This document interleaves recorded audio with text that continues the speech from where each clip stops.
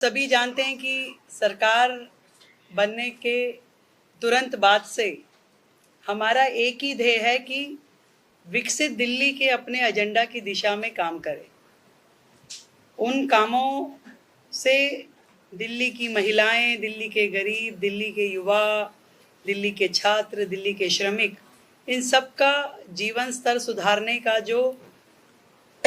वायदा हमने किया और दिल्ली को जो विश्व स्तरीय राजधानी बनाने का उद्देश्य जो हमारा है, इस बजट में उसके निमित्त सुझाव के लिए आप सबको ध्यान है कि हमने 3 मार्च को एक ईमेल आईडी और एक व्हाट्सएप नंबर अनाउंस किया था और ये जो सेशन है हमारा 24 मार्च से शुरू होगा, जो 28 मार्च तक और हो सकता है उससे भी आगे एक्सटेंड हो चलेगा। मैं आप लोगों को ये जानकारी देना चाहती हूँ कि ईमेल के माध्यम से हमें 3,303 सुझाव प्राप्त हुए और व्हाट्सएप नंबर के जरिए 6,982 सुझाव हमें मिले, तो लगभग 10,000 सुझाव, जिसमें उनके सुझाव, जनता की अपेक्षाएं और विभिन्न मुद्दे जो दिल्ली से संबंधित है, हर विषय पे जनता के सुझाव हमारे तक पहुंचे हैं और ये सभी सुझाव विकसित दिल्ली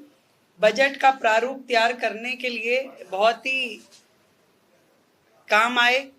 और इसी तरीके से अलग अलग समूह, महिलाओं से सरकार मिली, शिक्षाविदों से मिले, उसमें प्राइवेट स्कूल के भी लोग थे, उसमें हमारे गवर्नमेंट स्कूल से भी जुड़े हुए सभी शिक्षाविद रहे, इन्फ्लुएंसर से मिले, व्यापारियों से मिले, औद्योगिक जगत के लोगों से मिले, किसानों से, विधायकों से, सांसदों से, निगम पार्षदों से, युवाओं से, झुग्गी के लोगों से, डॉक्टर्स, सीएस, कॉलेज स्टूडेंट्स, हमारे नगर निगम के एम्प्लॉइज अलग अलग सेक्टर में जो काम कर रहे हैं,